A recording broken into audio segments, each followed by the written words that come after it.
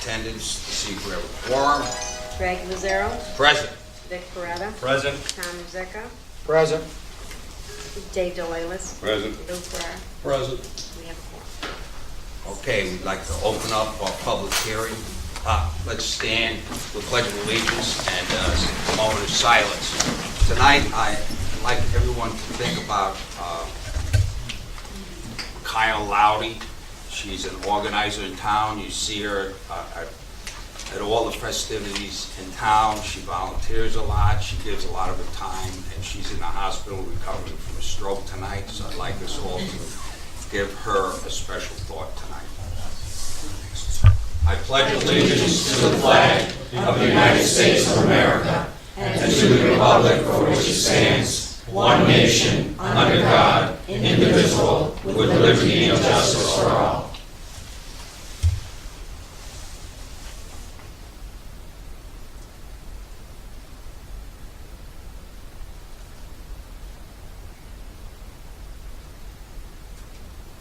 Okay, thank you, everyone. We're going to open up our public hearing tonight about Restore New York Community Initiatives Municipal Grant Program. And before we start, we'll allow Betty Baer, President of the Hall of Fame, to make some comments. And then, yeah, come up to the mic, please, and state your name and give you a short presentation. Yeah. Good evening. I'm Betty Baer. I'm co-president of the Board of Directors of National Women's Hall of Fame, and we're very happy to be here tonight. If I'm permitted, may I also introduce the Vice President of our board, Kate Bennett, who is with us here tonight, Wayne Hermanson, who is the Construction Project Manager with Gil Bain and has worked with us on this project, and also Menzo Case, who serves on our board. So I would just want to let those in the room know the members who are here from the hall tonight. Okay. Okay. Shall I go ahead? Okay, would anyone like to make comments on this in the public hearing? Would you like me to read the statement? Yes. All right. On behalf of the National Women's Hall of Fame, the town of Seneca Falls is applying to the Empire State Development Corporation for a Restore New York grant. The grant application is due December 15th. The application will request $1 million. A 10% match in the amount of $100,000 is required. Matching funds will be provided by the Hall of Fame. The basement of the old stone building was originally programmed to hold mechanical equipment to accommodate the build-out of the stone mill building and the Part 2 of Phase 3 addition. A geotechnical report completed in September of 2017 revealed that the groundwater elevation in the basement is 429 feet, a full 3 feet higher than the proposed basement excavation level of 426 feet. If awarded, grant funding will be used by the Hall of Fame for activities that lead to a certificate of occupancy for the first floor of the stone building by November of 2018. In order to meet this deadline, which will also guarantee the award of historic preservation tax credits, the HVAC systems must be relocated from the basement of the old stone building to the first floor of the powerhouse building. This will include the repair of the limestone stem wall for incorporation into the new building housing the HVAC systems. The new building for the mechanical systems will not exceed the previously approved footprint for the Part 2 of the Phase 3 addition. Grant funds will also be used to fully complete the build-out of the first floor, including repair and finish of interior floors, walls, ceilings, window wells, build-out of interior rooms and restrooms, plumbing, electric, construction of built-ins, shelving, storage, new exterior doors, landings, and railings, and a security system. Grant funds will also be used for exterior site work to include paving of driveways, parking areas, walks, access to public utilities, and landscaping. And finally, funds will be used to repair and restore the smokestack, the remaining signature of the history of the industrial area along the canal.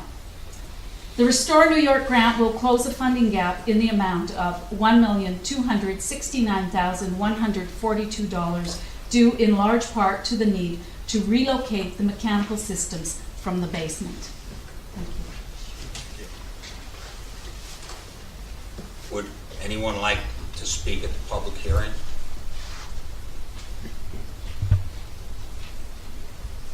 Okay, I'm going to close the public hearing.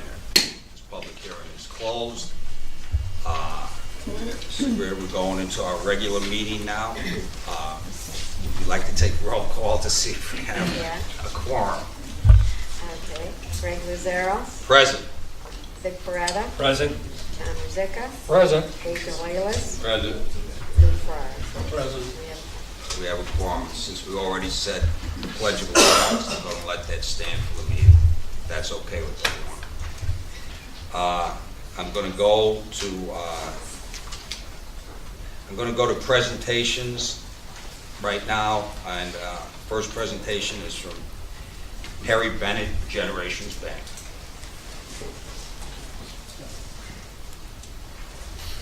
Thank you. Thank you. Just state your name. Yes, Harry Bennett, Generations Bank, appreciates the opportunity to present to the council. I just want to recognize both Menzo Case, President CEO of Generations Bank, and Brad Jones, Vice Chair of the Board of Directors. We also brought Winnie Morris of Hancock Eastbrook to assist us with this presentation. Thank you, Harry, and thank you very much for allowing us to be here tonight. We are here to talk about the two panels that are underneath the arrow on the first page. And if you look at the second page, that's the existing, and that's the property at 19 Cayuga Street. And the reason we are here with the town board discussing this is your code allows an applicant to make an appeal to the town board when something has been denied by the planning board. So just to give you a very short history on this. The two panels were approved by the Heritage Preservation Panel in September.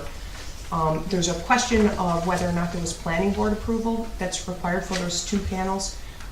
Generations Bank did go to the planning board, and there was a denial to allow the siding on the two panels. One of what the applicant can do is to commence an Article 78 proceeding to challenge that planning board decision, which we had to do because there's only a 30-day window in order to do that. So that has been filed in Supreme Court. But since your code also allows us to appeal this decision to the town board, we wanted to make that request to the town board that there is the approval for the two panels. And under the town code, in order for the town board to overturn the planning board's decision, it would have to be a majority plus one. So it would take 4 votes for this board to grant the approval to Generations Bank for the two siding. And Harry's here to answer any detailed questions on it. I trust you're familiar with the bank model and the consistency with the need for those panels. It is consistent on that building as well as their headquarters. But we do have folks here to be able to respond to any questions that you might have. For the board's reference on this, I have spoken with Wendy, and I agreed that I thought that the best and most economical route on this was to come to the town board.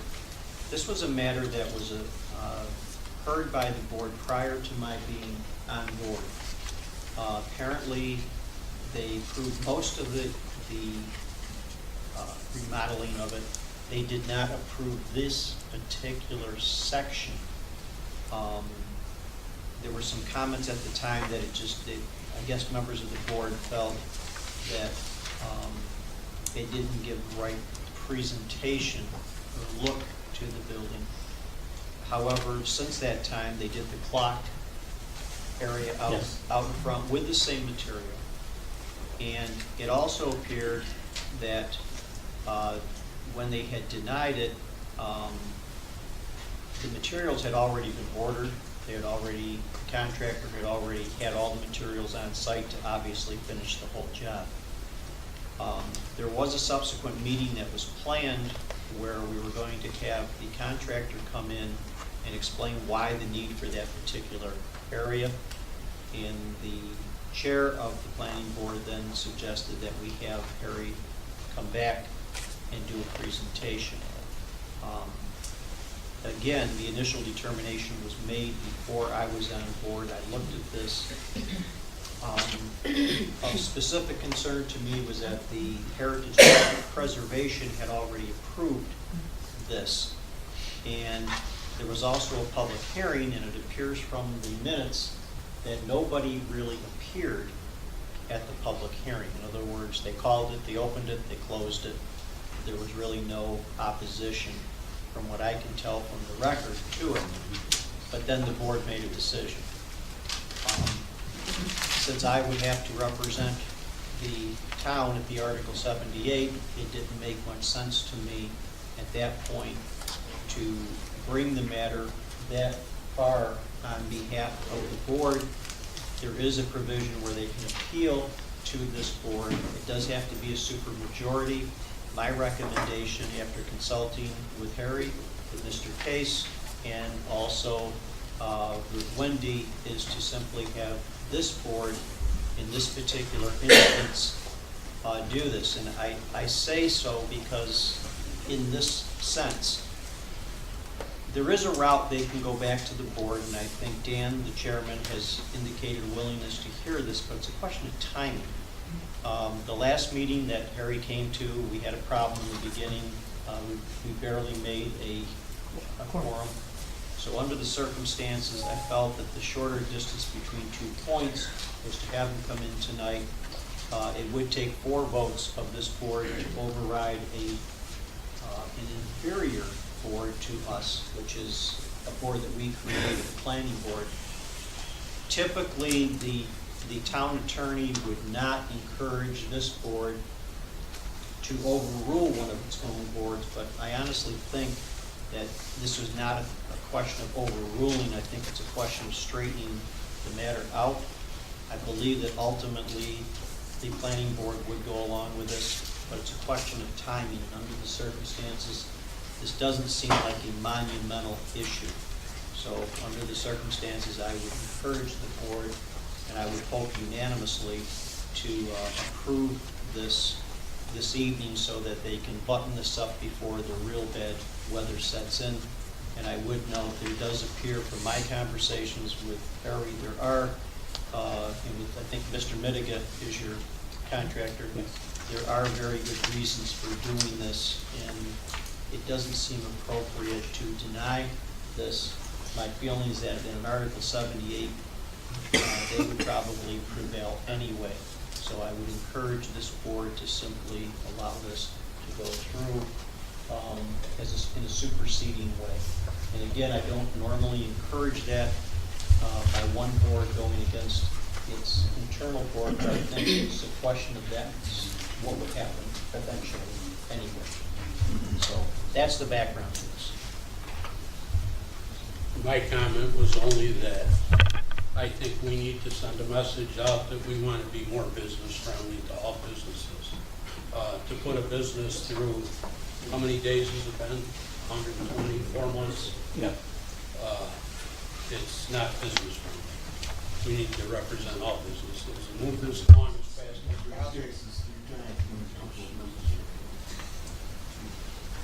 As I also believe that and I've always been real cautious about questioning the boards who we appoint, but I've talked to a number of people, and these meet the legal specifications, and Generations Bank is a member, a longstanding member of this community, and they're a business in this community, and I think we need to support this plan that they have for that bank, and I think we would have to move on with it. So I would encourage the board, although I do it very cautious. I would support this plan, but I go ahead cautiously because the planning board has been an integral part of this community. The members serve us well, and I want this board to remember that we appointed them and they do service well, but at this juncture, I think we have to move along with this project.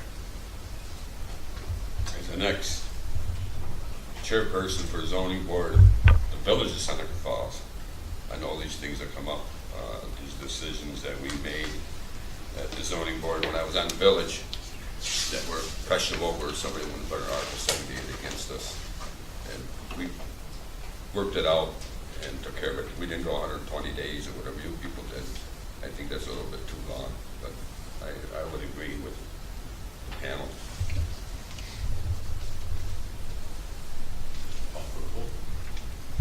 Okay, so is there a I'll make a motion that the Generations Bank can have their 2 panels here as pictured. second. Motion made, properly seconded. Is there discussion? We'll take a vote, and before we take the vote, I'll just remind the board members that we need a majority plus 1 for this vote to pass, so we need 4 members. At this point, that would be 80%. So, all in favor? Aye. All opposed? Motion passes. Thank you very much. Thank you.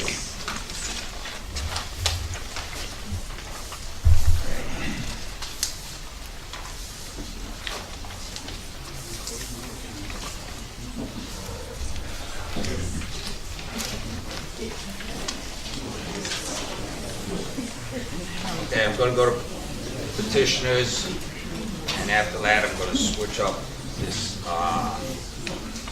agenda a bit because I have an executive session to talk about negotiating a bargaining unit, and I'd like to get the board up to snuff on that.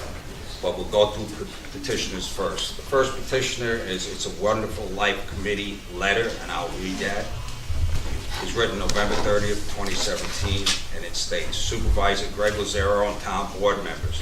Our president, Kyle Lowry, was to address the board this evening to request release of funds allotted to the festival and to express our thanks for your commitment to the work of the committee and your continued support. Unfortunately, Kyle suffered a stroke earlier this week and is recuperating at Strong Memorial Hospital. We are all confident that she will fully recover, and we appreciate your uplifting thoughts for her health. Thank you for your support to It's a Wonderful Life Committee. Each year, It's a Wonderful Life Committee works hard to create a warm, hospitable, entertaining festival for many visitors that migrate to Seneca Falls. With more than 15,000 visitors during a 3-day event last year, it is obvious that partnering with the IAWL committee is a good investment. By partnering with us now and in the future, It's a Wonderful Life Festival will continue making Seneca Falls an important destination to travelers far and wide. We look forward to seeing you next weekend as we celebrate our town. Sincerely, Becky Bly, Vice President, IAWL Committee.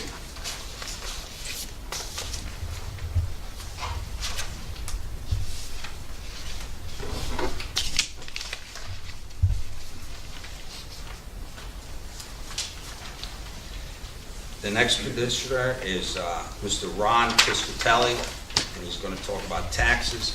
Mr. Piscatelli, thank you for coming tonight. Could you stand at the podium? And you have 3 minutes to make a presentation. 3 minutes, huh? Yes, sir. Unlike the first speaker, I'm not happy to be here. And Lou, you don't have to worry about new businesses come to town. You pass that tax increase. You're right. You know. My name is Ron Piscatelli, like you just said. I was born and raised in Seneca Falls. I spent 28 years at Gould's Pumps. I left in 1989 to go to Akron, New York to run a small business. My wife and I missed Seneca Falls so much that we decided after a couple of years there, it was 1996, we built a house here. Couldn't wait to get back because of our friends and relatives were all here. Okay? I am now on a fixed income. Right? Unlike what Dave said, I believe it was Dave, $12 is not a lot of money. Well, it is a lot of money. It's $600, okay? You guys pass this increase. I go from $40 a week to $120 a week. That's a week, okay? Throw the school tax on top of that, I'm up to $190 a week. Throw 8% sales tax that we're all paying. I'm gonna estimate another $20, probably more, but just 20. I'm up to $210, okay? I have a right to be upset, very right. That kind of increase will be passed on by all the landlords, all the restaurants, every business in this town, small business, big business. It's going to be passed on. They're not going to absorb it. Why should they? It's nuts. It's absolutely foolish. Before you raise our taxes, you should go through every department you have. Sewer, water, police, and cut them. And by the way, cut your wages too if you have to.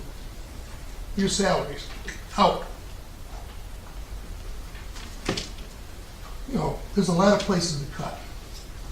Or you can go tell Mr. Black that we're not going to stand for him blackmailing us, okay? If he thinks he's making friends in this community by doing what he's doing, I don't understand his logic. It don't make any good sense. So you've got to go back to him, and you got to tell him, as our lawyer, and there's something in that agreement that says they're not paying us $2.5 million because they're nice people. They're paying us $2.5 million because they have to. Shut them down. Plain and simple. He ain't paying, he don't play. He don't play, that's it. How would you like to have to read that writing? That's from Sister Emmanuel, who's doing all those. Well, that's about all I have to say, but if you're looking for businesses, go up to Romulus and ask that trash burning utility to move right across the street over here. That's a nice business. Thanks for your time, and I've got to get out of here because Gino's got to go home. Watch Little House on the Prairie. That's the one. Thank you. Thank you, Ronnie. Thank you, Mr. Piscatelli. I just have to comment on one of the things you said. This board did vote 4-1. I think Mr. Ferraro was the only courageous person who voted against that tax increase. He did it on a number of reasons, and I think they were good reasons. As for Seneca Meadows and not paying us, Seneca Meadows has never threatened not to pay us. We were concerned about the host agreement and how we read it, and that's why the decision was made at that point. So if you think, at this point, I just want to say that Seneca Meadows has not threatened us. They've never threatened us. They've been good partners, good business partners with this community for a long time. And I just want to say that initially, I'd asked people to look at the budget and cut. And I went through the budget with Mr. Ferrara, and we cut a little over $600,000 out of that budget. That's 2 people. Now, one other board member recommended a budget cut. If 2 other board members recommended a budget cut, that would have been $1.2 million. And if one other board member got, that would have been $1.5 million that we could have cut out of this budget. The only thing that people did on this board is when they said they went line item by line item and looked at the budget, the only thing that they really did was look at Mr. Ferrara's and my cuts that we had made from that budget. And yes, I agree with you. Next year, we will have to make those hard choices. We will have to make those hard choices because I am a conservative at heart. And when you're a conservative at heart, you can't keep those taxes low for years if you're going to continue to grow programs. The thing about keeping taxes low is you don't grow programs. Government becomes less. And we're gonna have to make some hard choices. And cutting departments, and every department, I feel, Mr. Ferraro feels, may I speak for you, Lou? Feels needs to be looked at, and looked at very closely. Because if you raise taxes, then we have all the departments as is. We want to keep our taxes low, and so we will be looking at the hard decisions, we'll be making the hard decisions on cutting departments, cutting the fluff out of the budget. And there is a lot of fluff out of the budget. That's That what I could be miss. made out of I the miss to say, budget. tell Yes. the supervisors of each department, no, So, practice it. So I just want to make that statement about Seneca Meadows, and I want to make that statement about the two people, Mr. Ferrara and myself. If any other board member would like to comment on that. Well, I would. Jim Spina was one of the ones, department head, that said in the last 19 years, he never seen a budget being done like it was this year. It's always at our budget meetings, all the board members, and you went line item by line item. And this is the way I started 4 years ago and learned. And we went through, and you had a vote of 3-2, say it was for the police, getting a car. And Another one? you would vote. No, I'm just saying, you would vote. If it was 3 votes to say you get the car, or 3 votes to say no, you get the car, it was struck. This year here, Vic and I were the only ones that met with department heads after the first meeting with the 5 of us were with the judge. I hate to say it, but Mr. Lazaro got kind of upset with the judges that night on things that were said and what had to be done, which he wanted to cut, which, you know, I could see his point. But after that, I get a phone call and says, I'm not coming to any more budget meetings. Lou's not coming anymore, and Bob's not coming anymore. You and Vic will meet with all the department heads, with our lawyer, and with Bev, our principal accountant person. Nice, Nate. And I still This think is all it very should. well and nice. Yeah, but- I wanna know what it's gonna cost me. I don't wanna pay $210 a week. You understand? I understand it too. Yeah, well, then get your problem solved and get the budget fixed and get it fixed right. Not this foolish thing you put out there. That's crazy. If anybody here would vote for that, they gotta be in the insane asylum. That's all I'm trying to say. You got a problem with the board, you got a problem with other people, fix it. But don't be putting that foolish crap out there as a budget. And it is foolish crap. Anybody in this village that votes for something like that has gotta be crazy. Mr. Foster, if you got to explain the procedure this year. Can I make some comments first? Yeah, go ahead. Dave and I, or whatever, along with Mr. Foster, and I don't believe that the principal account clerk or whatever went through, and I think he can attest when Mr. Lazaro says that no cuts were made, there was give and takes. And secondly, in regards your preliminary budget, before that preliminary budget was proposed, we had asked for a meeting for all board members to get together and try to hash some things out and figure out where we were going. That did not happen. Your preliminary budget, and you correct me if I'm wrong, was 609 with all your cuts. 609, that means that the taxes doubled. And you were using 50% of the landfill monies, which you yourself said you were advised that we don't know whether we were going to get those. So if you take that 50% out, we're going to be just about right back to where we are right now. That's all I have to say on it. Okay.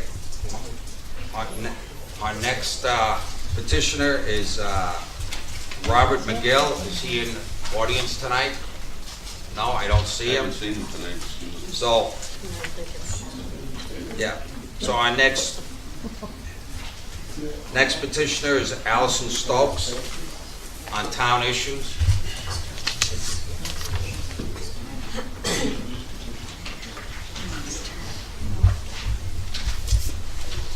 Stokes, you'll have 3 minutes.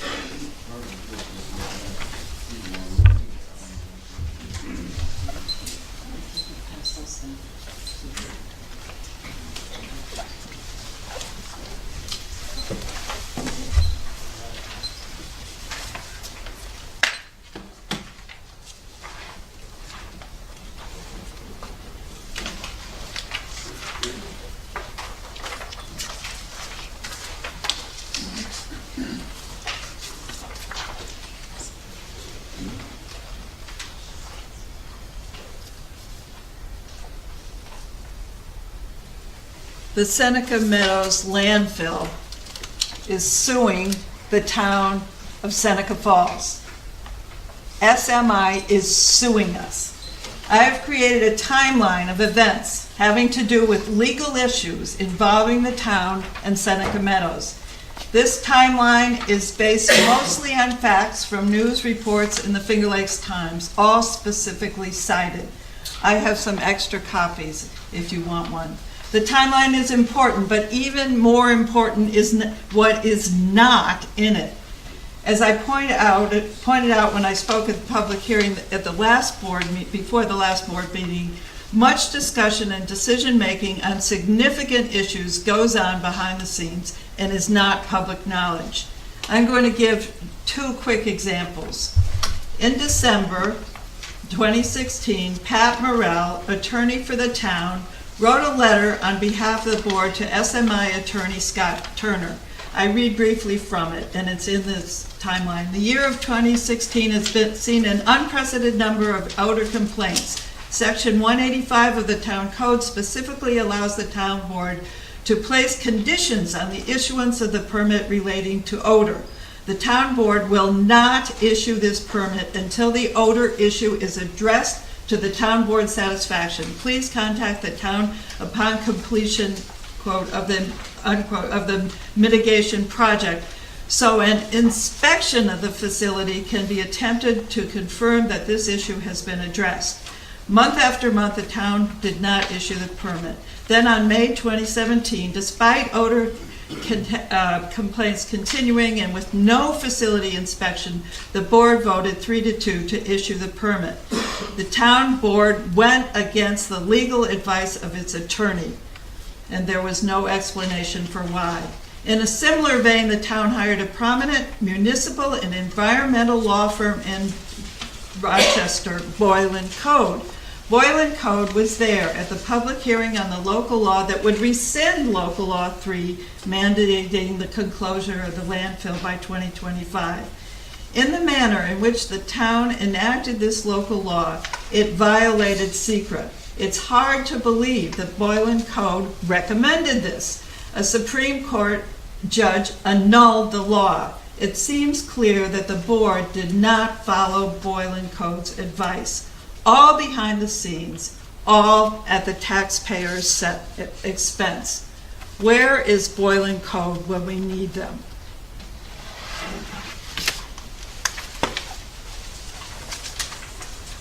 Thank you for the comments. Next petitioner is Mr. Jim Sandless. Jim is still at work, so I'm just going to speak on both of our behalf, if that's okay. Or I can condense mine into his. Yeah, 3 minutes, one petitioner. Sure. Sorry Jim couldn't be here. Again, if Jim does get here, as is Mr. McGill gets here, I will allow them time to speak, as I have done in the past. All right, so I'm going to start out with the burdens that Jim and I feel are placed upon our town and our tax-paying citizens because of Seneca Meadows. As you know, Jim and I attend most of the town meetings, and we're at 2 of the 3 budget public meetings in this room. So I'm kind of confused actually about your comments, you know, about what Vic and Dave were saying. I think I'm confused about some of the tax increase situations, so maybe you can clarify.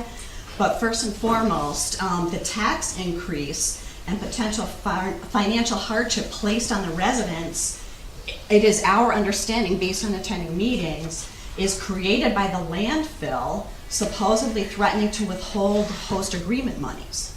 I believe at the last budget hearing I attended, or the budget meeting I attended, that was Mr. Foster's concern, that we should not create a budget with landfill money if we might not get the landfill money. So if I'm misreading that, please clarify that for me. And in that regard, I'd like to point out that if in fact the landfill was a good neighbor and a trusted friend, they would be working with the DEC to find a new site land for their 2025 closure date that is not surrounded by 15,000 people and schools, instead of suing the town. But are they working with us? No, they're suing us. If the landfill does not live up to its financial, and this is Jim's suggestion, if the landfill does not live up to its financial commitment to the town, shut it down for ongoing odor violations, which is within our code, thus taking away their revenue. By doing that, they will most likely happily start remitting again to the town. So that would be our advice on that. The second burden is clearly the Article 78. Again, they are not our trusted friend. Since the landfill is suing us again, which they have a repeated pattern of doing every time they don't get their way, I would suggest that Boyle and Code, along with our town attorney, represent us. Boyle and Code is very familiar with the landfill's tactics. If their advice had been previously listened to, perhaps SMI would not currently be suing us. And to sum this all up, I think it's important for people to realize that the current financial burdens placed on the town and its taxpayers are primarily created by the landfill. I believe that at the last budget meeting, and I will stand corrected if I misunderstood the fact that we were not including that 2.3 million in the budget because there was a strong suspicion on Mr. Foster's part that we were not going to get that money, hence the major tax increase. I think that's why Vic, Tom, and Dave, and I think Greg, I thought that was why you voted for that budget. And I mean, Jim and I were happy. We thought, okay, we don't want our taxes to go up, but at least you're standing up to the landfill and we're saying, okay, we're not going to take their bribery. We're done with the heroin. But I mean, if I'm misreading something, I'd love clarification. Well, as I stated before, that Seneca Meadows never threatened. That's how we read the host agreement. They have a right to. They never threatened. They never said that. Okay. And in all my understanding, people are saying Seneca Meadows is suing. Well, another private industry sued us, and no one complained about them. So I said, that's apples to apples, and I think we should look at any company You were being sued that because you broke the law. sued us. Mr. Lazaro. Excuse me? You broke the law. You are So out I of just order. state the facts. You are out of order. A judge ruled out of our favor, okay? And Secret violation. so that's all I'm saying.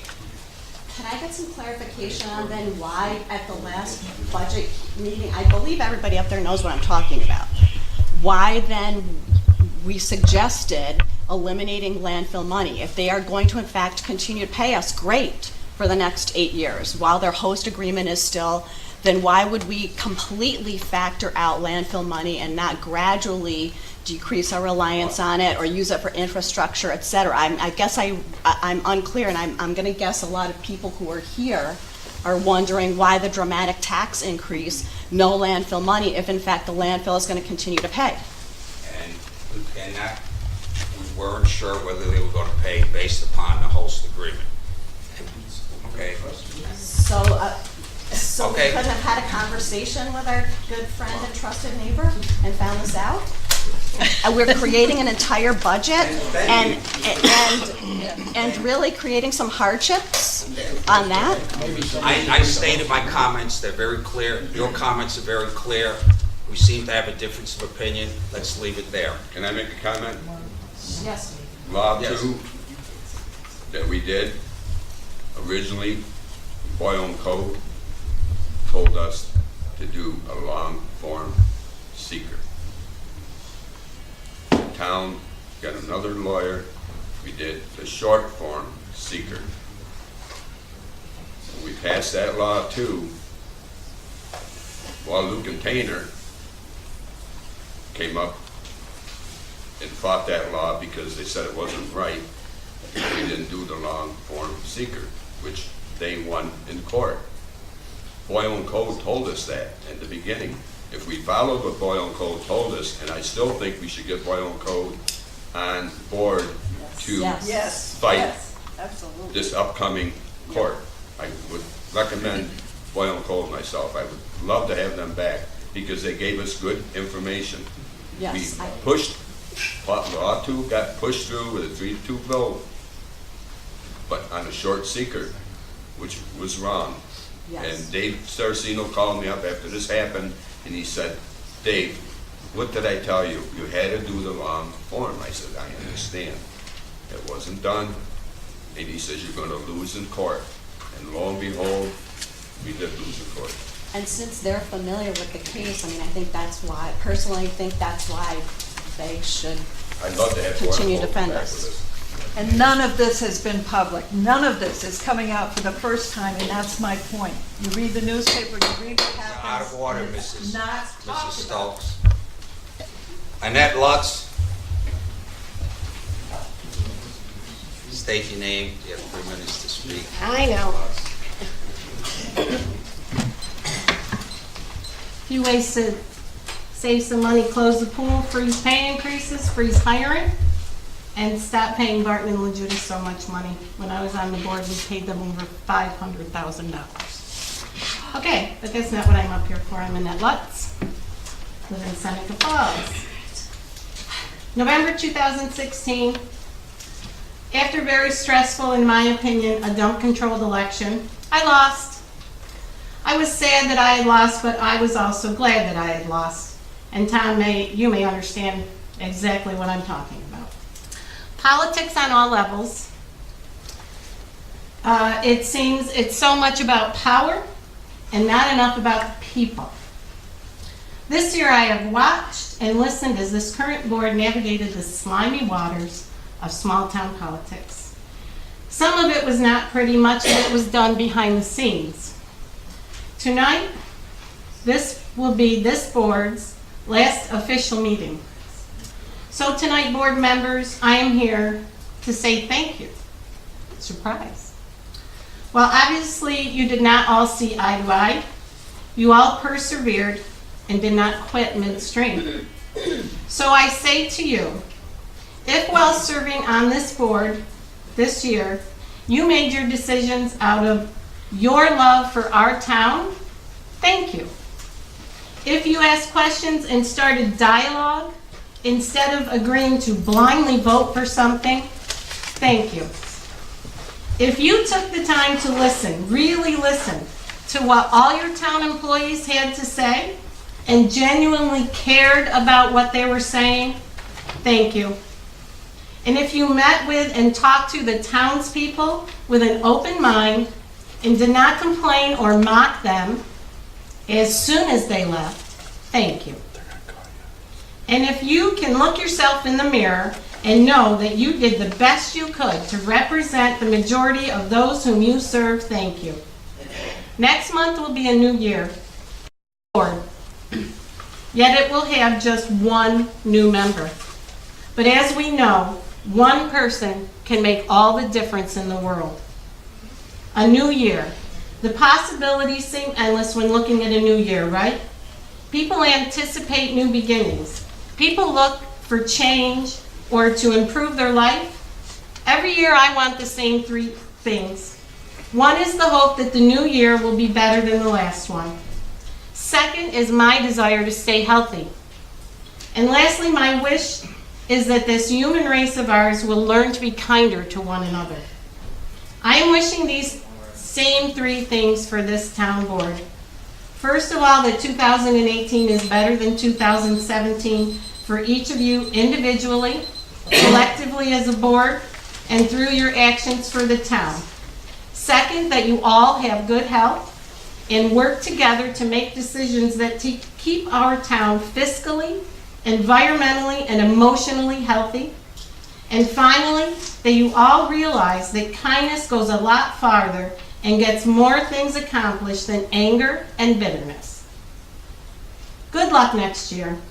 May you never lose sight of why you are on the board, and may you be blessed with a year that is better than the last, that sees you all in good health, and has kindness showing you the way. Merry Christmas and God bless you all.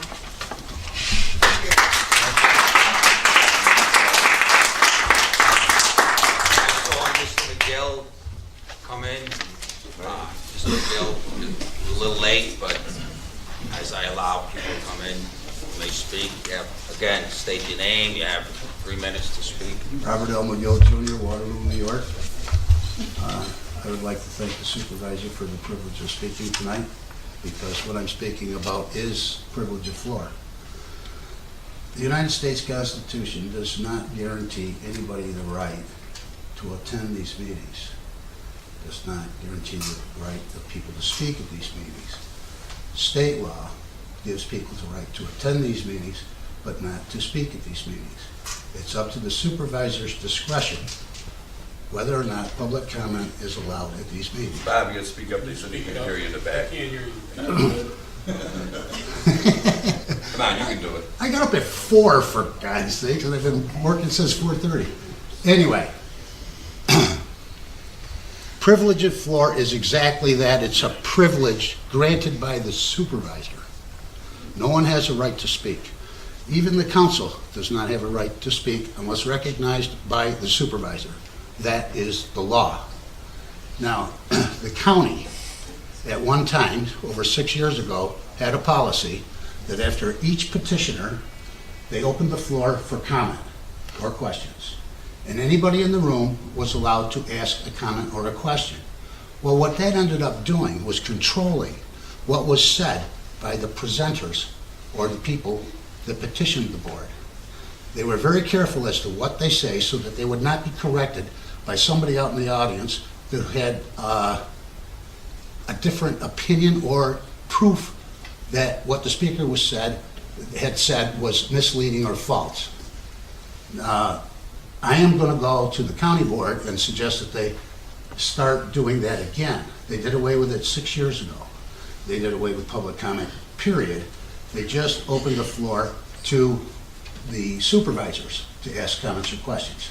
But if you allow, because sometimes a comment or a question after a speaker is not politically correct, if you allow someone in the audience to make a comment or ask a question and possibly correct the speaker, it would take the burden off of you. And believe me, I've seen petitioners yield the floor because I was in the room. They will not get up and embarrass themselves in public, especially when the camera is here. If they know I'm in the room and I'm going to stand up and tell everybody that what that guy just said is totally false. Thank you. Thank you.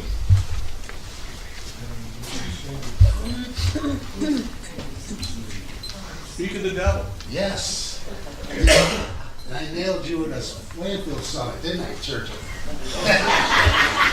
Certainly did better.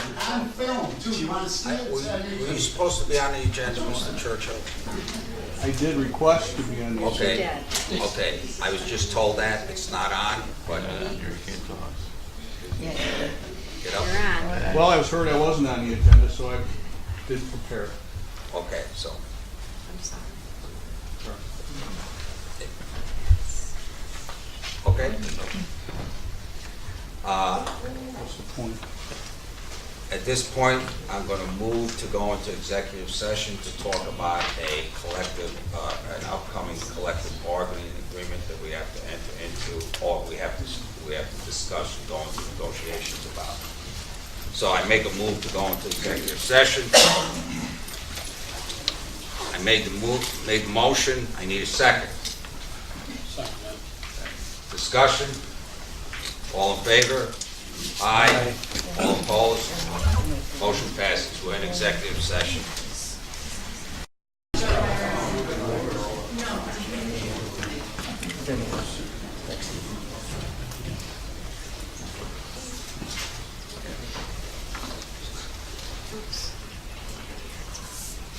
Okay, we're back in session at 7:14. Approval of minutes. I'm going to batch these for the A, budget workshop of October 18, 2017. I make a motion to approve these minutes. The budget workshop of October 18, 2017, the special meeting of October 23, 2017.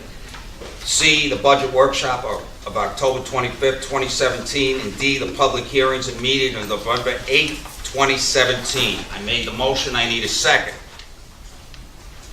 Second. Discussion. All in favor? Aye. All opposed? Motion passes. The reports, I make a motion to approve the door control officer report. I made a motion, I need a second. I'll second it. Discussion. Seeing no discussion, we'll go to a vote. All in favor? Aye. All opposed? Motion passes. I make a motion to approve the zoning officer's report. I need a second. I'll second it. Discussion. Seeing no discussion, we'll go to a vote. All in favor? Aye. All opposed? Motion passes. I make a motion to approve the Commissioner of Parks and Recreation report.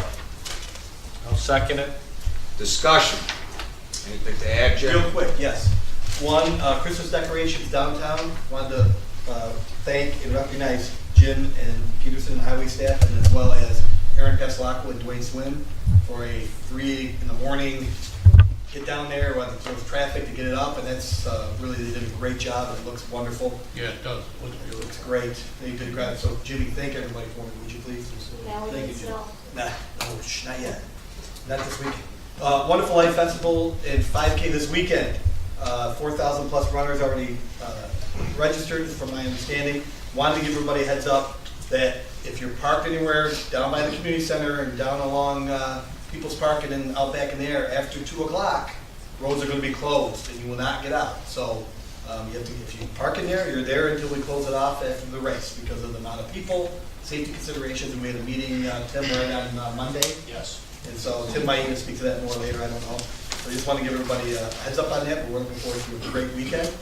And then Seneca County Christmas Project will be housed at the community center all next week, Sunday 4 o'clock through Thursday at about 2, 3, 4 o'clock. I say it every year, I always remind you folks, please, if you've got a minute, stop and see it on Monday and Tuesday, just so you get an idea of the scope of what these people, these volunteers do for the citizens of Seneca County that have a little less than most of us. Okay, and that's all I have, Frank. Thank you. Thank you, Jim. Okay, I'm going to make a motion in a second, but I have to leave for 1 second. I got to pick up someone I left in my office.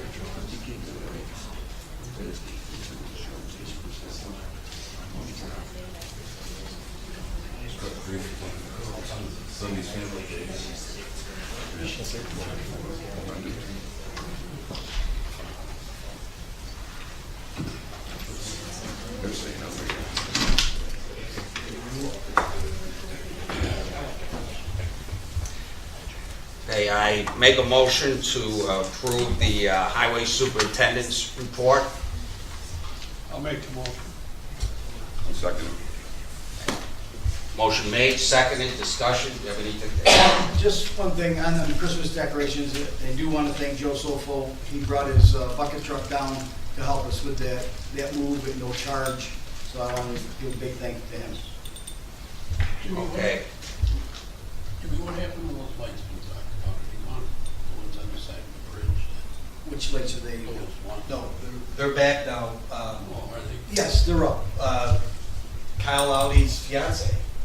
No, the ones that, Yes. well, are they okay now? Well, yes. They're reprogrammed. Okay. And Kyle Lowdy's fiance, really good with computer, came down, picked it up, reprogrammed it. Right now it's red, white, and green, I think, but it'll change.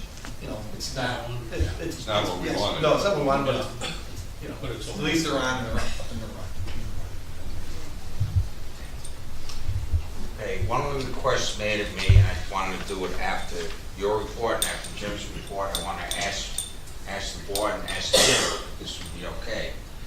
The lady, Conway at the It's a Wonderful Life Museum said she was going to be selling these bells, and she asked if you could write a little memorial on them, and she asked if it was be okay to attach to the brick on the guardrail. So if enough people bought them, and I said, no, I'd have to ask my board and I'd have to ask my highway superintendent. Which bridge are we talking, Greg? The Bridge Street Bridge. That is ours, so we Yes. can. Yes. I believe they're just gonna put them out and then take them in after they do their Yeah. Wonderful Life thing, Okay. so then they'll have them at the museum. Are they gonna attach them themselves? Yeah, They the are. people who purchase them would attach them. So along the people that guardrail. purchase them, then they take them down and they attach them themselves. Yeah, after the ceremony, you gotta number back and take them. What? If you got a number, I can. Yes, I'll get it from you. okay, But yes, they can put it on our bridge, because that bridge is ours. okay, very good, so, Old Street Bridge, no, that's state, so. okay. So I would make a motion to allow people to purchase these bells and attach them to I'll second it. the George Bailey Bridge. Motion made, properly second, discussion. All in favor? Aye. All opposed? Motion passes. Thank you, John. What are the dates? Are they gonna start doing that, just so you guys know? I'll talk to you tomorrow and get those dates to you. Perhaps if you wanted to call it yourself, I'll give it. Yeah, I just wanna make sure that the road knows that they're going up and they're supposed to be there. Yeah, So- okay, thank you.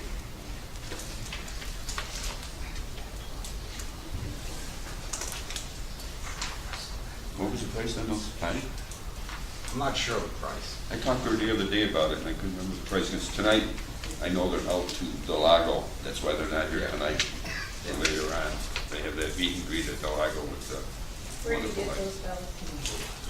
At the Wonderful Life Museum, at the museum. I make a motion to approve the assessors report. Motion made, I need a second. I'll second it. Second. Discussion. Mary Lou's coming back. She's back. She's back. I've seen her, talked to her. Yep, out of retirement. And, So thank you so much okay. that she was able to do that for us. Okay. Okay, motion made, seconded. Any further discussion? All in favor? Aye. All opposed? Motion passes. You're up. Okay. We received one notice of claim that had come in. This is with regard to the front door incident. An individual ran into the front door. The chief of police does have a tape on that, and the claim has come in. It's been turned over to the insurance carrier. They will be dealing with it. We do have pending litigation, as the court, as you are aware. That'll be the subject of a briefing to all the board members within this week. Okay. Motion to approve the attorney for the towns, I make a motion to approve it. the town attorney. That should be, not attorney for the town. Make a Motion made, seconded. Any further discussion? All in favor? Aye. All opposed? Motion passes. I make a motion to approve the town justice's report. Made a motion, need a second. I'll second it. Motion made, seconded, discussion. All in favor? Aye. All opposed? Motion passes. I make a motion to approve the water and sewer report. Sorry, I'll second. Discussion. Discussion, I'd like to bring up he's got here with the anticipated flows from 318 projects. I think we should go, and I talked to Greg about this. I know the IDA got $1 million from the state, and we're gonna take on a lot of expense for our infrastructure to take all this on from the 318 projects and Del Lago's new hotel. We should be going, I think we should be getting some of that $1 million from the IDA and maybe some money from the county. And it's, I mean, the district hasn't been set up yet, but the town should be looking to get some money from some of these people to help us with this infrastructure that we have to do for this anticipated flow that we got coming at us. Even that Del Lago, I'm sure if we approach Del Lago that they'd probably come up with something. I know Greg, you and I talked about it. We were concerned if they would or not, but I don't think it's, you know, hey, you're gonna ask. All I can tell you is no. So in the future, I think we should try to approach these people. I know we got out there for grants and everything else to get extra money for this. I mean, we got a new tank that's we'll probably have to do, and that's springing leaks and stuff. I mean, we got a lot down at that sewage plant that's going on right now. And any money we can get extra would help. Okay, how does the board feel on that? Yeah, I think we should approach them. I know we charge what, a time and a half, with Yeah. 1.5%. We're paying right now. I don't know how much more they want to pull me up, but maybe the county, you know, would help us. Doesn't hurt to ask. Also, Kyle, I don't know when our leachate comes up, but maybe we could raise the leachate up a little bit more. I know it costs you more to truck it out than to send it down to us after your osmosis, but, you know, when that, I don't know when that was signed with Pete St. I don't know how many years it was for. You recall on that? I won't say. Yeah, okay, but maybe we, you know, come back at the leachate too. Okay, some more money for that. Talk about stuff. We can talk about it. Okay, thank you. We're gonna ask the attorney about the Ludwig Eco Trail and where we're at with that. Ludwig Eco Trail, I was directed previously to obtain counsel to bring forward the eminent domain. At this point, the public hearing that was previously held, it appears, and again, it was before my time, there was a public hearing that was held, but a number of months have gone past since that. It would be my observation that a public hearing would need to be either redone or at least extended, reopened. And I'll leave that to council. I have been in contact with council, but have not, obviously, without the approval of the board, brought any counsel on.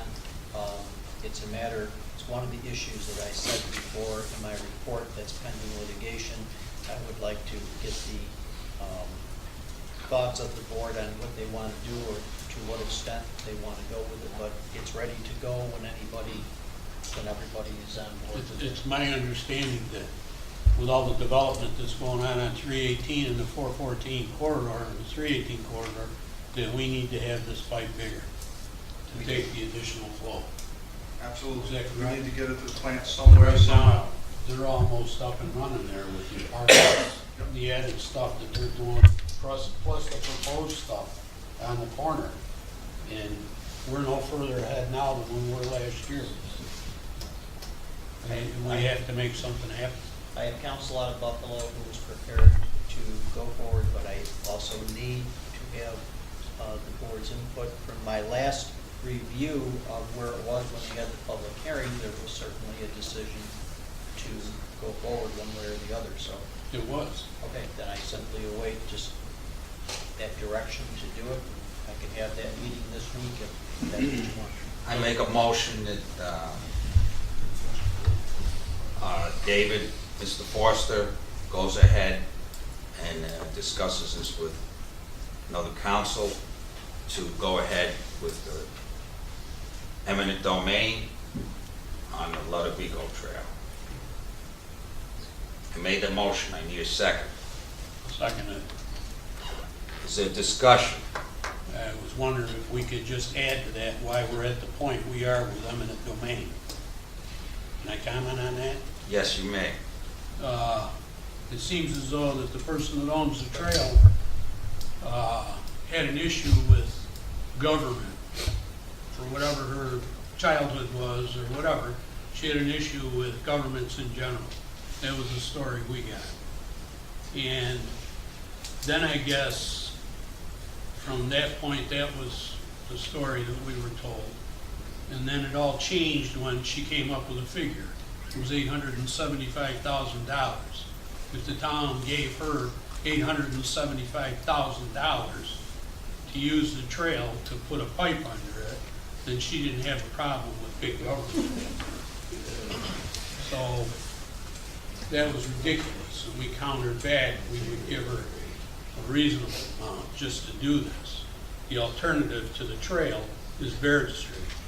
If we go down Baird Street, it's going to tear up every individual's driveway from the Kingdom Road all the way down to the treatment plant. And it's going to be very costly to everybody and everyone involved.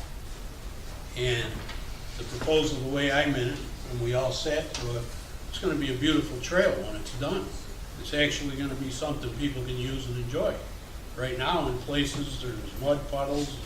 I've walked it a couple of times with my grandchildren, and it'd be all for the better. All that, just put a pipe in there. I think it's something that's important here to note.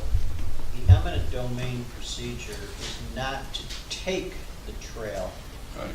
It's to simply use an easement to put piping, which is already, there is piping underneath this, but to simply put the correct piping that needs to be done in there. So it's simply a matter of using it there and to reinvigorate it, and certainly it will inure to the benefit of the owner. So this is not a taking, if you will, it is a use. I have a suggestion about the trail after it's done. We need to talk to the owners and see how they want it left. They may want it left just the way it is, and they may not want it. Well, we said it was going to be better than what it is. Well, better to you and me. It may not be better to people who do own it. So you might want to leave it as is as best we can also. That was an opinion I was given by someone close to the subject. So we think something might be better, but the homeowner, Let me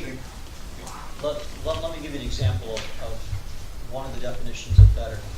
This is an isolated area. Many people in the summertime use this. One of the suggestions was putting in some type of the blue light boxes, which is a security measure.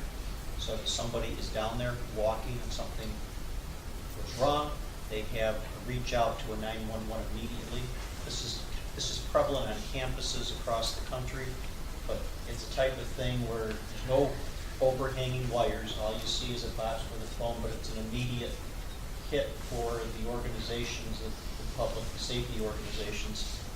That's the type of thing that you're not trying to change the pristineness of it to trying to basically make this user friendly. Safe. And safe. So that's the concern that we have.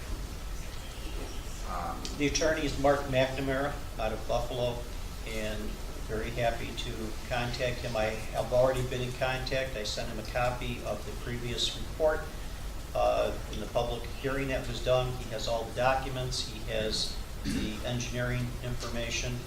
There's been no charge at this point because simply I would need to engage him, and I would certainly go back to the board first in order to do that. Have we heard anything from the lawyer that was from Auburn, I believe, that was working with Pat originally on this? I have heard nothing further. That was Liz Rossetti's attorney. Attorney, okay. And that's the daughter of Wilhelmina. Wilhelmina. Philomena. Wilhelmina. Okay. I have not been contacted by any council. Okay. I know we were trying, I know Pat at one time was trying to do with council to work out something with them, and then we had never heard any more from I'm the not sure council. what happened after the public hearing, and again, this is a good 4 or 5 months before I was on board. It was held, it was open, it was participated in, it was closed. There seemed to be a consensus to go forward. There was the approval of the boards, of this board, to go forward. And I believe it got back down once again because the board decided to counter it and offer, I believe it was $50,000. I think, if I remember it right, that was our counter. I wasn't here, so. That was it, no, explain it. I want to highlight 2 things though. One is we've given over $90,000 to the Ludovico Trail. The town of Seneca Falls has already given over $90,000 to that trail. There is upkeep. We've gone in there with electrical junction boxes along the trail, have been broken, we've fixed them. So we already provide them some kind of services, either monetarily or in-kind services. Secondly, I have to disagree with Mr. Ferraro, what he stated. There's an alternate plan for the Ludovico Trail. There's a third plan too. It could be up 5 and 20. So those are the other 2 plans. Those other 2 plans, it would disrupt traffic flow. It would be in whatever time of the year it is, it would disrupt traffic flow, it would disrupt businesses in the community, and it would really be a hardship on the community. And again, as Mr. Forster stated, we're not taking the land from them. The eminent domain is just to drill under there and put the pipes underneath the land. And that's correct. And what's the last cost we had on that? Remember the engineers? Luke, do you remember? I think it was 1.2 million. 1.2 million. For the Ludovico route. Yeah. And the longer we wait, the higher those costs go. And then I gotta get over to the IDA and the rest of these people to see if we get some money towards this. Yeah. I mean, that's what I'm saying, the state has already given $1 million.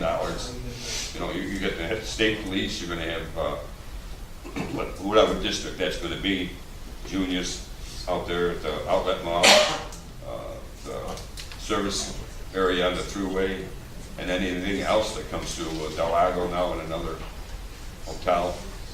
I mean, we gotta approach these people too and just say, hey, listen, folks, you know, either you're not gonna be able to send it down to us, put a septic system in or something, but we gotta have some money here to help defray the cost.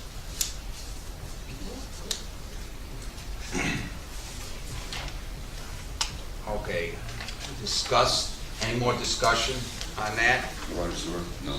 Okay. Well, you have something to vote on, didn't you?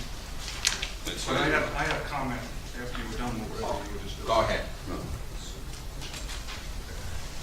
I'm not sure everyone else realizes, water and sewer rates don't have anything to do with the taxes. So our water and sewer rates did not go up this year, hence our budget has not affected the taxes. Okay, understood. I just want other people to understand, because I hear people speaking and, you know, lumping everything together, and that's not the case. Thank you for the clarity. We know water and sewer is separate. We do. Okay. We have to help people understand. Okay. And I think we'll talk to Barton and Judas about having a forum in sometime after the first of the year on water and sewer again. We're gonna have that, and that will be made clear at that forum. Okay? One other question, now that lawyers are involved again, is there a timeline for this to get moving? There can be. The moment we do this, we would basically put it on the very next meeting for your public hearing and then proceed with the procedures required of the eminent domain. So Pretty much bill season's over. could be, but it's a good time to use this season to get things. Ideally, you did. Can you do it during the winter, Luke? In a perfect world, you did in the spring.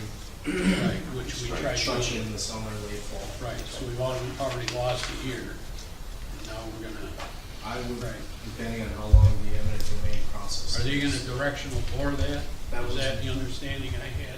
That's correct. Okay. So actually, that's pretty good. You could probably Yeah, go you ahead could, as soon you as could we go do it. through late fall. Yeah. What's the time frame to come all the way down through there? You figure for The construction. Kingdom Road all the way down to finish it up, down to the bridge and everything. Once construction Once it starts. I think we've looked at 3 to 4 months. Yeah. It's a lot better than having a bunch of streets and driveways That's for, tore up in traffic, yeah. yeah, that's for a directional drill down the trail. And I think, didn't we have in there too, a bridge to walk over to by the Alps too, over Suckerbrook? Yeah. There was, I think, a footbridge, right? Yeah, so they could get through We it. have that aside. Yeah, it's, I think, I mean, we talked about when the footbridge there for them too. Could have been, I wasn't involved with Okay. any discussion of those. I mean, that's another added thing to the trail that they'd have a footbridge to. Because it'd be nice to connect all the way up to Waterloo. Look at Waterloo now. Waterloo's working up by the canal on 96A with their trail from Waterloo all the way up to Seneca Lake Park. It'd be nice if we get it connected Waterloo down to Seneca Falls. I know eventually it's supposed to go all the way down to the lake. That's in the future.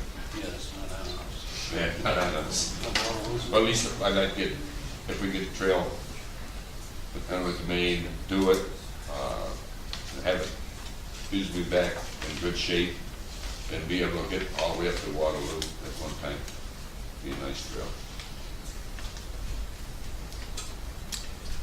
Okay, any more discussion? Motion to approve the water and sewer report. I'll make a motion. It was motion and second. Second. All in favor? Aye. All opposed? Motion passes. Make a motion to approve the Seneca Falls Police report for November 2017. Second. Motion made and seconded. Discussion? Second. Seeing no discussion, we'll go to a vote. All in favor? Aye. All opposed? Motion passes. Make a motion to approve the Barton and Judas report. I'll make the motion. And you second and Second it. second. Discussion? Women's Hall of Fame. We just had to talk about it today, so. We'll be working on that. Greg, I think you appointed me and Doug for that, wasn't it? Yes. So I haven't had any contact for Doug Avery and I to be on this with the The Women's Hall of Fame. Women's Hall of Fame, yeah. So if we can get us email to us. Doug, did you get your SenecaFalls.com yet? No. No? After the first of the year. Working on it, okay. Because it'll be D. Avery for him, Okay. so SenecaFalls.com, and then me, DeLalis. Supervisor, Yeah. just real quick back on our line, for the It's Wonderful Life to go off in gym. There will be no parking areas this year for the It's Wonderful Life down Chapel Street and a portion of State Street that will be posted this coming Friday, I believe. Jeff Rook is gonna add that to his newsletter that he's sending out, that the vehicles are parked there. Before the race, the vehicles will be towed. They'll be ticketed and towed. They had a problem last year with the race clogging up on Chapel Street, because there were so many vehicles parked in that area. And just to remind everybody that, Saturday at 3:15, it's a total shutdown in the former village. The routes will be closed, the streets will be closed, emergency traffic only, until the race is over.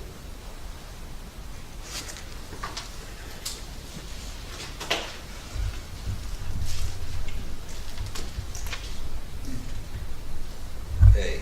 Are there any other committee reports? Okay. Make a move to approve all the communications listed. And the motion I made the motion, I need a second. I'll second it. Discussion. All in favor? Aye. All opposed, motion passes.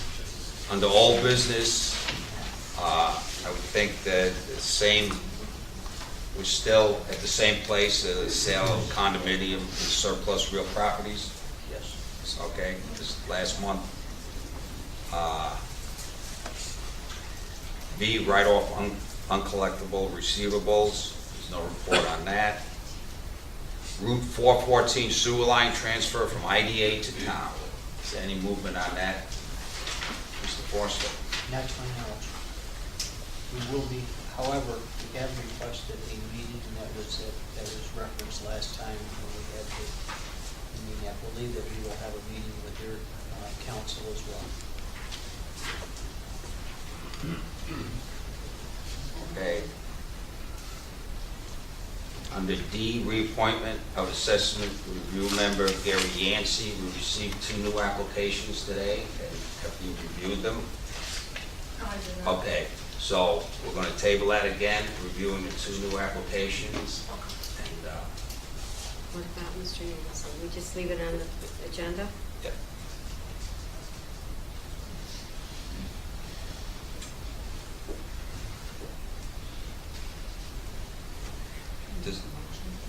Yeah, motion to table that again. Second it. Second, discussion. All in favor? Aye. All opposed? Motion passes. The new camera system for the highway department. Discussion. I don't believe we should do it. Taking the money right now, $14,000. We have a system that's only 4 years old up there right now, and I think that it's been working great. It was initially put there to watch over the dump-off area. I mean, we've had people steal manhole covers, but we caught them on film with our camera and the license plate number and press charges against them. I think it's working right now, and I don't think we should be spending $14,000 to do that right now.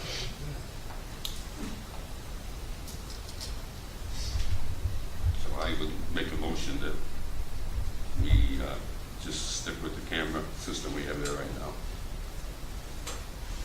Motion is to discuss the security system.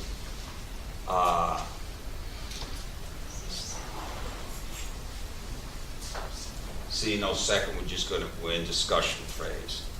I believe the police chief said this was a better system. It would be shown at a remote location. It would be hooked up with the present system, I believe, that we have. I think there were some problems with the present system we have at the highway department. I believe that cameras had been broken and they weren't discovered until which time we went down because we had a reason to pull them, and then we found out some of the cameras were broken, and I think it's my belief, and some of the board members believe that we need to have one system that's the same all over and not different systems around, and to be able to be viewed at one location specifically.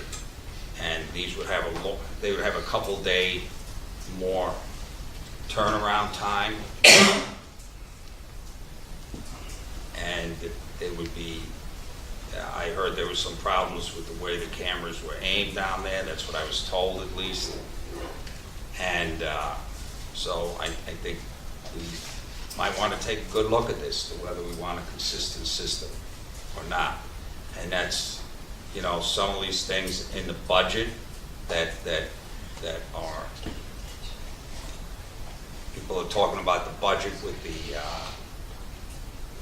high tax rate at this point, but some of these things are necessary for safety reasons, And it's the price of doing business sometimes with these security cameras.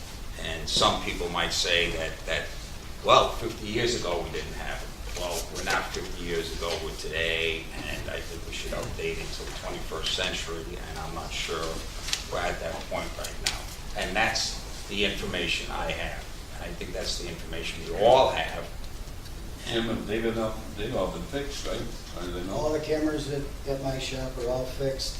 I've got, I look at that every morning when I come in. I've got it on my phone. I can punch it in at any time, 24/7, which I do to check on everything. The cameras have always been pointed where they've always been pointed. That shop is lit up all the way around. When vehicles, I can even look at the Indians building up there when they come through the driveway. The police department is up there numerous times for fuel. They go around my building and they check my building also. So I don't see why we want to spend $15,000 now on a system. Like you said, and this one's 4 years old, so I just can't see it. My motion would be to not to do a new system. Yeah, I'll second that.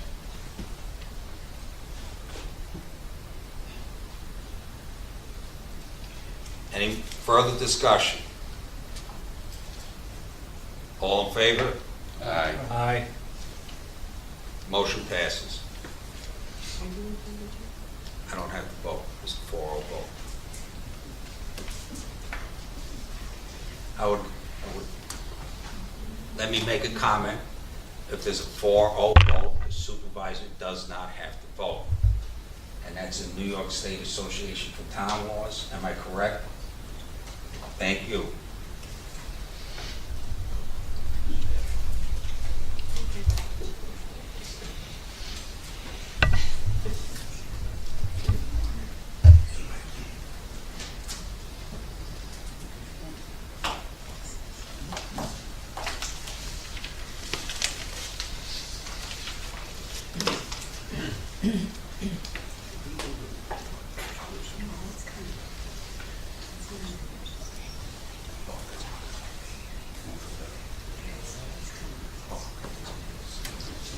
Okay, approval of special events. Thank you. In my report, I listed 3. Since I submitted my report, we did get another one, so I do have 4.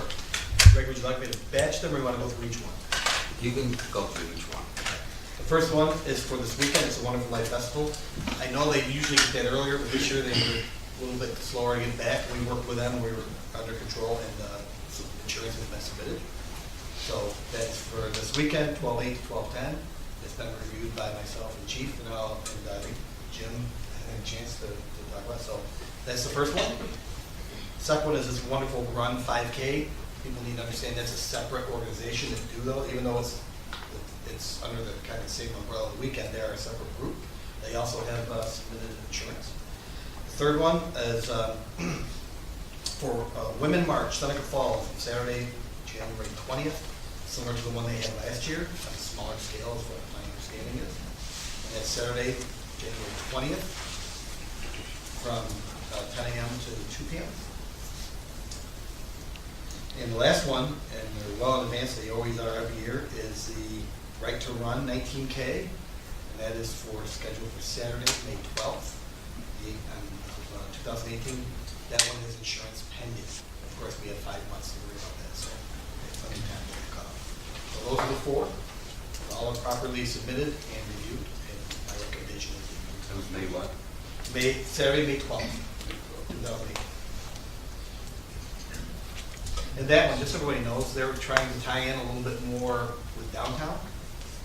They've asked to reserve the front rec center parking lot, the main parking lot, for shuttle buses, so they can bring people a little closer to downtown, maybe more people to head downtown to eat and drink and shop or whatever. So there was a couple of minor changes there, but we're looking forward to another good event. So. Okay, those are the 4. Make a motion to approve the special events. I'll second it. Any further discussion? All in favor? Aye. All opposed? Motion passes. Set date for year-end meeting.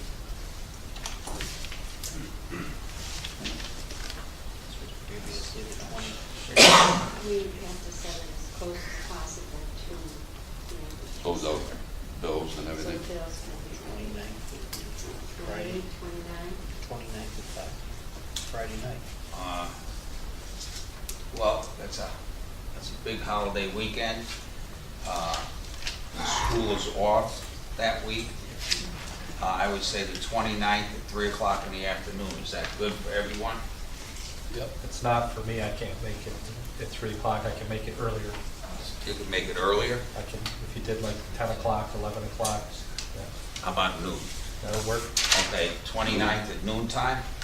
Is that okay with everyone? Noon? Noon. No.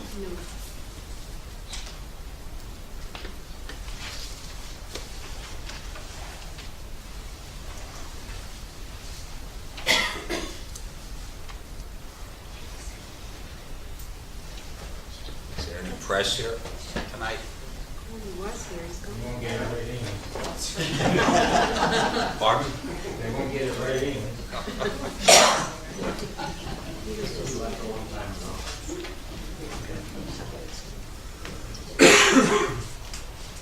So that's, again, December 29th at noon.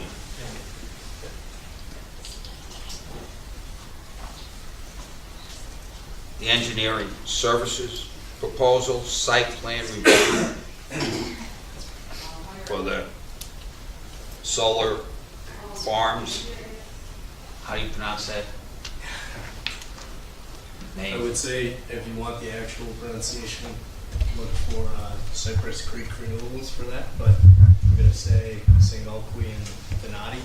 Okay. And this is for a site plan review services for both of these to be paid for by their parent company, Cypress Creek Renewables.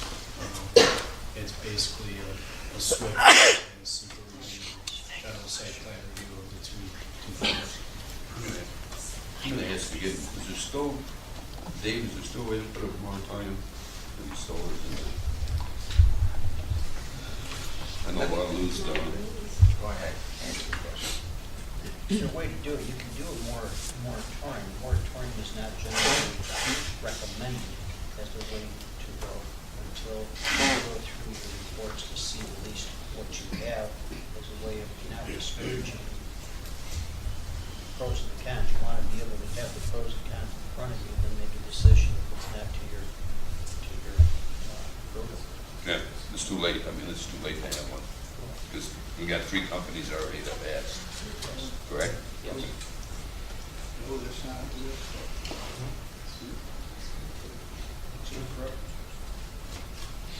Till shovel hits the ground, the board could move to ban solar farm. The board can move to also ban any development from now until the end of the world. That's correct. Not a very smart move. But they can move to ban. The question was, could they move to do that? And the answer is yes. You can do it at any time. The recommendation is not to do that because it defies logic to see what the pros and cons are before you vote on something.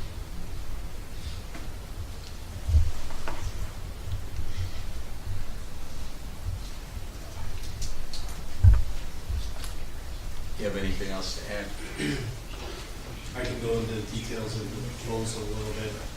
It's like I said, it's a site plan review of both of these projects.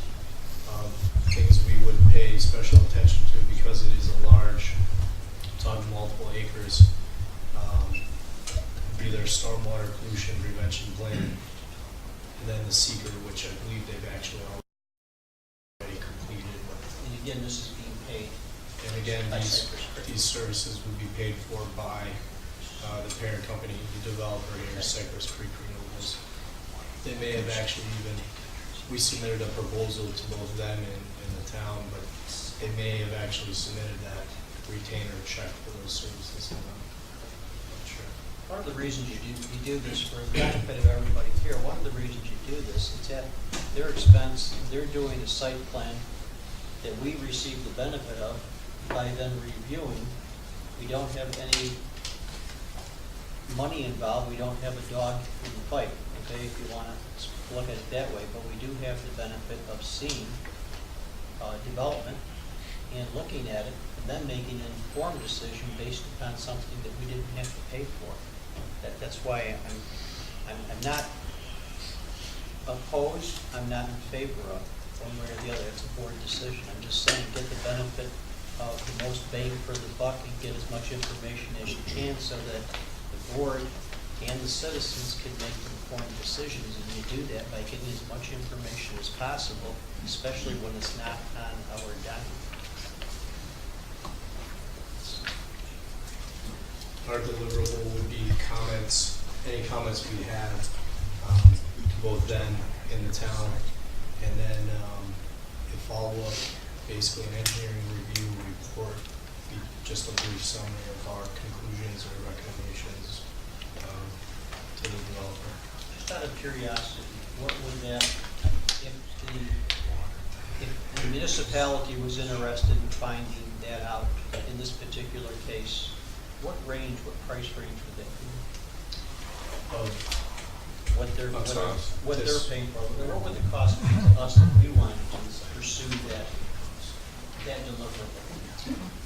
Yeah, we've submitted a proposal for both of these, they're very similar, $8,000 A piece, or? For both. So and it's made public through our planning process. We then have a copy of it, and we don't have to pay for it. And that's a retainer, it's basically a time and materials basis, so it's an amount not to exceed essentially. I want to make it clear, I'm not against solar farms, but I just think Auburn Road, that 318 corridor could be used for something else where you can have a good tax base coming in. We're not going to have a tax base with a solar farm there. I think that's just some prime property. That's my big concern. I mean, Rock Farm, Auburn Road, we were talking about putting sewer out there and stuff, trying to get businesses in. It's just prime property that I'd hate to see go out the tax roll. Yeah, I would be, I'm impartial from our standpoint to this. By the way, a solar farm, it doesn't take you off the tax roll. Whether it get full taxes, but it's going to be. You assess it. You use a business approach and assess it under a business approach, and it's a high return, and the bottom line is you expect an assessment accordingly. It'd be better to do a pilot payment. That's what we discussed Pilot. earlier. And it could be. Pilot payment. Say there's pros and cons. Yeah. I'm not advocating for it or against Yes, it. yeah. I'm just saying, let's get the No, information. that's my thought on it. It's just that, it's some prime property that could be really used for something else. Okay. Move on. How long has it been empty? Not being used for something else? Not empty.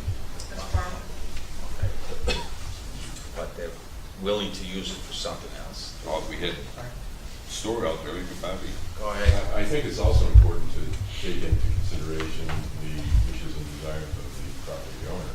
Yeah. Before we start thinking about overruling their decision and their ability to exercise what they want to do with property they own.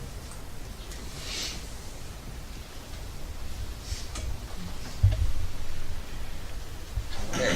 I make a motion to approve the engineering services proposal for site review plan. I need a second. I'll second. Is there any further discussion? All in favor? Aye. All opposed?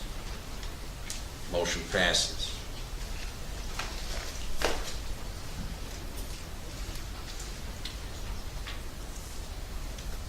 Agreement for the, oh, wait a minute, let me sign this to give it to Nikki. Yeah.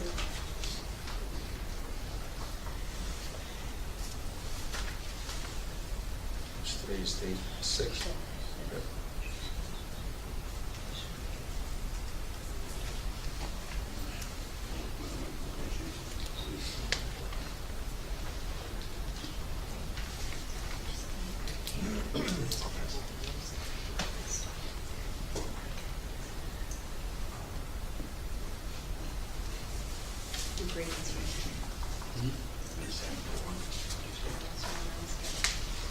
It's the one he signed, he's already signed, but he signed it also.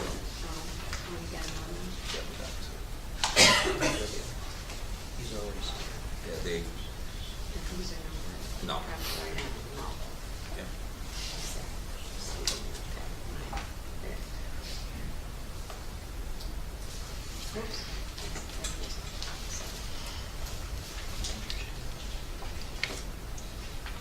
Okay, the agreement for labor relations services from Romer, Whalings, Gold, and LLP, labor relations attorney and consultants. I make a motion to approve. A second. Second, okay.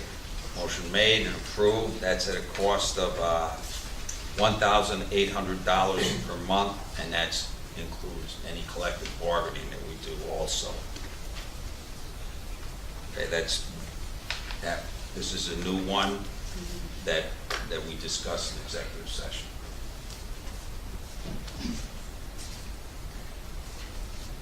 Any more discussion? All in favor? Aye. All opposed? Motion passes. Yep.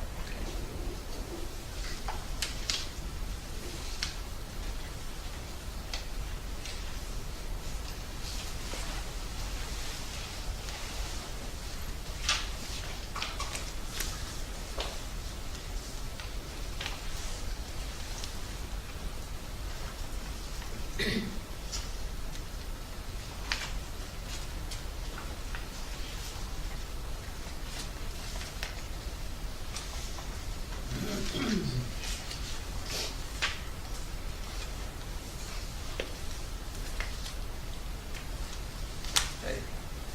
I make a motion to approve Mary L. Sloan for the temporary aid in the assessor's office. What does RPTS specifically stand for? Real property Tax tax Services, okay. We got a rate? 1992, and I know that was the previous rate. And she's not being paid any benefits, no sick time, no vacation time. She's And hours? approximately 3 days a week. And then if it gets too busy in January and February, she can go to 4 days a week. But it's just for a short term, So we might just say put 4 days a week. yeah, up to Up to 4 days a week, would be okay. fine.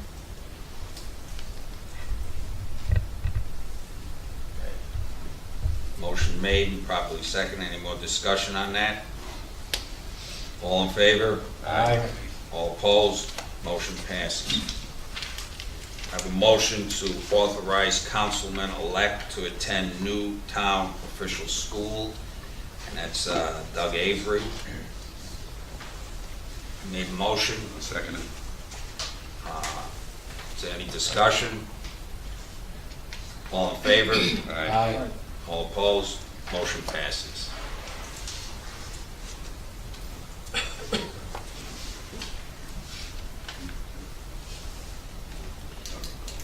I make a motion to approve the contribution to It's a Wonderful Life Museum. No. First is the budget amount that goes to the committee, Okay, what's that? $400. I make a motion to approve the $400 that's budgeted contribution. $4,000. No, this is, this is the committee. This is for the committee. Oh, for the committee, It's okay. budgeted. All right. What's budgeted for the committee is $400. I make a motion to approve. I'm sorry, 4,000. 4,000, okay, okay. Let's say 4,000, which is under that, it's under budgeted under line item A7550.401. I make a motion, did you second? Yeah. Okay. Discussion? All in favor? Aye. All opposed? Motion passes. I make a motion to approve a contribution for $5,000 for It's a Wonderful Life Museum. I second it. Motion made and seconded. Discussion? That's also gonna come under that 5,000 is gonna be charged to the same line item. That is not budgeted.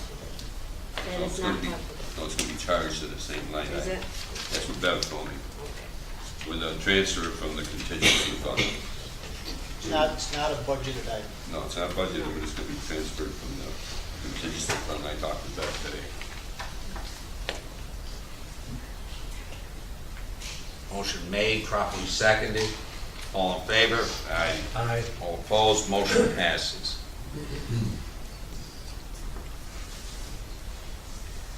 I make a motion to authorize Barton and Judas to solicit bids for the Center Street project.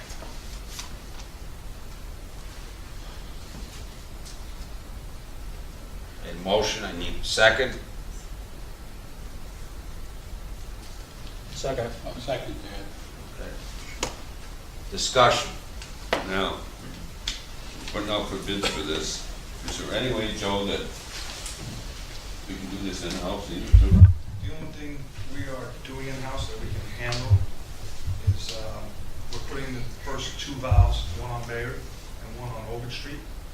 But to do that whole project, it would take us our whole crew, plus the wastewater treatment plant crew, like Brian helps, John helps sometimes, and then there's no way we could do this whole thing. So we're gonna take care of two valves. We're doing the first two valves, we purchased them already, the tapping valves and saddles, and we're actually gonna be putting the first one in on the 11th, next Monday.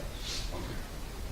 Thank you. And then, right, and like I said, just then wanted the to next- know, Yeah, if there's something we can do with It's too big. our people, yeah, it's just, we We could could do do it. it if we had 4 more employees, and, you know, it would still take months for us to do. Okay.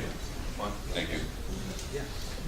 It's about 1,500 feet of water main replacement and transferring of 23 water services from the old line to the new one, decommissioning of the old one, installation of 2 new hydrants. Right now, the hydrants aren't working there, are they? Joe, was that the hydrants? Are they working right now there? Pressure's They're low, not right? sufficient. Right. Not sufficient. The flow or pressure is not sufficient on that road for, this has to be done as soon as they can get the planning done and the bids out, and as soon as we can get it done. With clarity. Thank you for your input, Joe. Is that an authorization to solicit bid? That's Yes. Yeah. I made a motion, it was properly seconded. All in favor? Aye. All opposed, motion passes. I'd like to make a motion to advertise for the water sewer laborer position. This position is budgeted for. I need a second. Second. Discussion. This is a full-time position, or it's like it was the last time where it was temporary? It's a full-time position, because we're gonna need the body, and we have the 6 months to see if we want to continue the person. Okay. The last person is gone. Yes. And we have, that'll come before Vic and I in the next couple of days. Do you have anything? We have to get it advertised for, Okay. and I would hope that By the end of the I month? put a date of maybe the end of the year for applications to come in. I Okay. don't know if that's too soon, I don't know if Nikki thinks about that. Okay. I think that's a reasonable time, Nikki, We can have that, yeah, by probably. the end of the year? Yeah. And then we may not be ready by the first Tuesday of January, but soon after. Okay. Motion made, properly seconded. All in favor? Aye. All opposed, motion passes. Make a motion for the agreement between the town of Seneca Falls, New York, and the Beverly Animal Shelter Incorporated of Waterloo, New York. She's not here. I'll second that. Is there discussion on that? This is required by the state, and they gave an unfavorable report to Michelle because we didn't have this down there. correct. And just so we indicated previously that she had inquired, and we indicated she did not need to be here, so I wouldn't ask that there be any negative inference. The person was not asked to be. Yeah. She was here. Was she here earlier? Yeah, she was here She earlier. was, yeah, she had to be. She gets called on hours in the night, Yeah. hours and everything. Motion made, properly seconded. All in favor? Aye. All opposed, motion passes.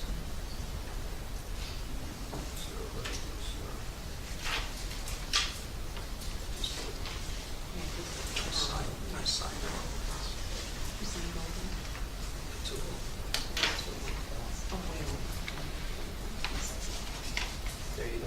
Yeah. she does. Okay.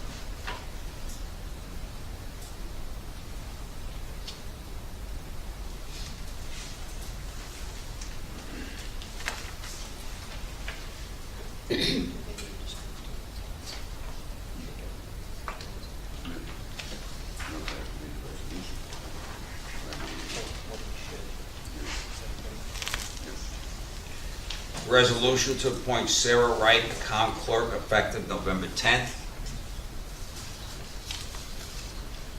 Need a second? I'll second it. Discussion. All in favor? Aye. All opposed, motion passes. Make a motion to re-levy delinquent water sewer charges to town, county taxes. Second Discussion. All in favor? Aye. All opposed, motion passes. I make a motion to re-levy delinquent dumpster charges to town, county taxes. Second Discussion. All in favor? All opposed, motion passes.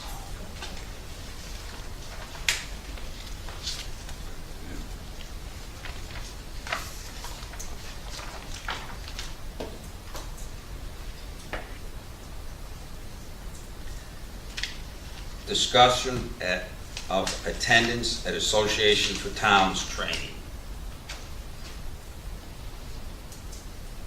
Any discussion on this? Well, usually the newly elected are sent down there, as we've done in the past, correct? Yes.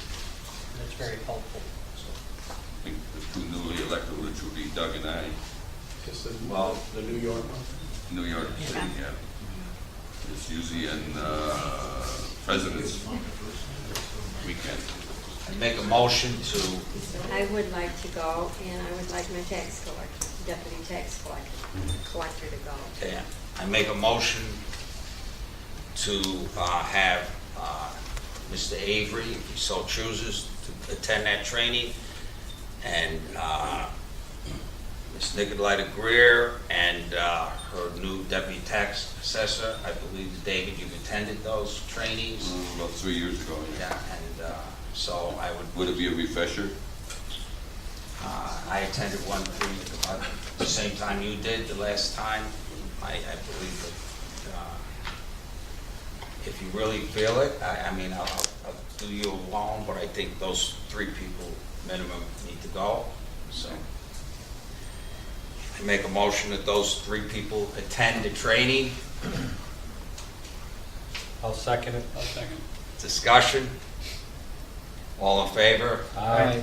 Oh, wait a minute, what about the court? Is the court got anything going? Have you heard anything? No, they, the Usually the court, court goes down. sometimes they go, but Not they this haven't year. been going this year. Okay, all right. I don't know for sure if they, haven't done it. Because I know we got the new girls in there, so I don't know. Doesn't the mandatory training start next year for the court clerks? Yes. They have court clerks association. Okay, all right. Motion made, properly second, all in favor?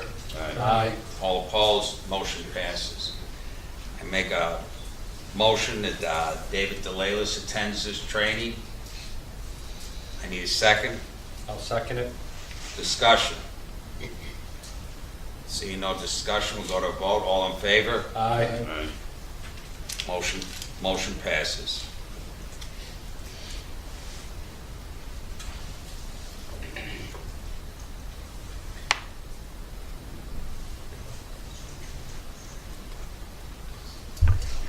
make a motion to appoint a network administrator, whereas it was determined at the town board that the position of network administrator was necessary to meet the growing needs of the town, and it was thereby created at the November town board meeting, and whereas a successful candidate has been found to fill a vacancy, therefore be it resolved that Marshall Forster be appointed as provisional network administrator to be placed in the salary matrix as determined by his qualifications and experience, provisionally based upon his successful passing and completion of the civil service exam.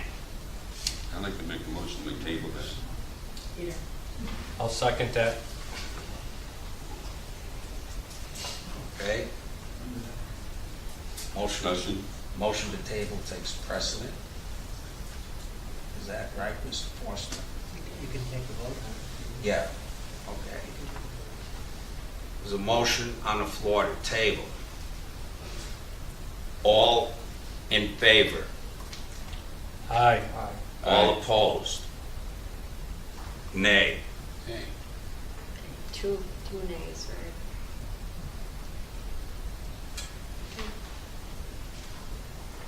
I think we should look into shared services through the county. I've already looked at Yep. I've Well, already I looked- asked you about this, Doug. I talked to Mr. Shepherd yesterday, and he had talked to Robert from IT. I left 2 voicemails yesterday. Yesterday afternoon, Mr. Shepherd got hold of me. He explained to me when he was with Ontario County, the town of Seneca, and they did this. And they did this with the town of Seneca. The town of Seneca, and you're probably aware of this, Dave, was billed monthly for IT services. And I think we should do the shared services. Mr. Shepherd informed me yesterday that it is a doable thing. If we can get a committee of 2 of us, board members, to talk with them, they'd be willing to do it. Mr. Shepherd has already informed me, along with Mr. LaPrade, that that's not doable for next year, because they do not have the staff. I've already discussed this with them. Is Marshall Forest related to? You are out of order. I just asked. You are out of order.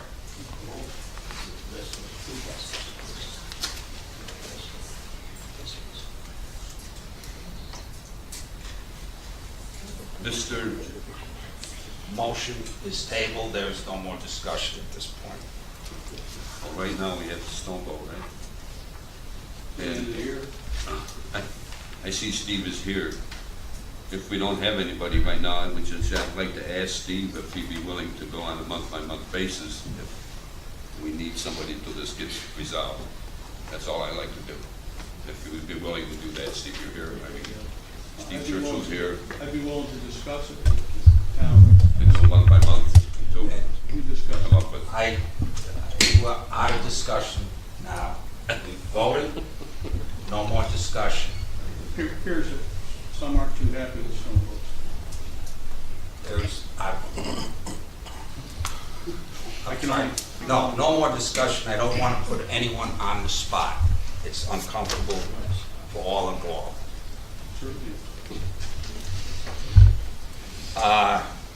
Our appointment Board of Assessment Review member, that's No, I'm skipping. a resolution. Compensation. Yeah.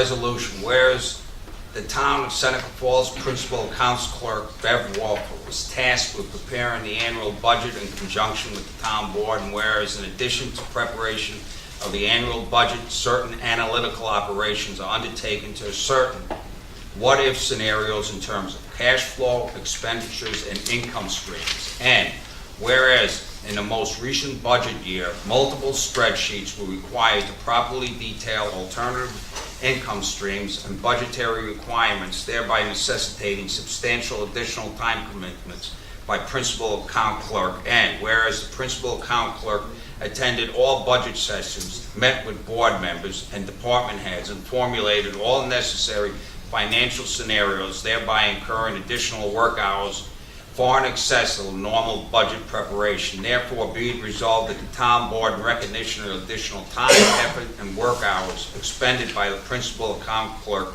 Bev Warfel, does hereby allot additional compensation to her in the amount of $2,500 for the 2017 budgeted year to be paid forthwith. I need a second on that. Second. Discussion. All in favor? Aye. Aye. All opposed? Motion passes. We're gonna table the next one as we did the first one. Okay, and that's, Greg, has each of the board members been given a copy of the application? Yes. Okay, thank you. okay, look over the applications and we'll talk about those on our next board meeting. The two, right? Just the two. Just the two.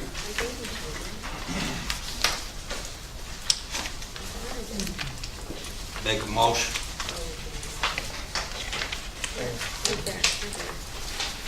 I make a motion to,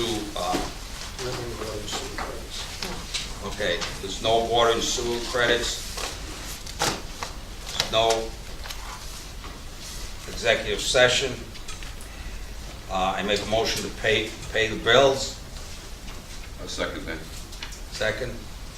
All in favor? Aye. All opposed? I make a motion to adjourn. Next question. Yeah. I know I'm a little late with it. Ready? But, we're basically handicapped people, and I don't understand how we built this building and it's not ADA assessed.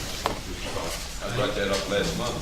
I got a phone call yesterday that two things, we don't have a knockbox outside for a key in case there's an emergency. And the other one is there's no, I don't know how we got a C of O without our ADA, we're not handicap assessed. I got a phone call yesterday. I don't understand. Gardner Judas is I don't supposed to be know. looking up. I think Pete was here that night. Where I are we, brought it up. where are we at? Have you heard anything about that, Lou? I brought it up to Pete last month. I have not, but I will follow up with Do you find out for me? Yes, sir. Yeah, it's pretty, thank you. Thank you. We'll have to look into that. Let's call Aaron tomorrow. Make a motion to adjourn. All in favor? Aye.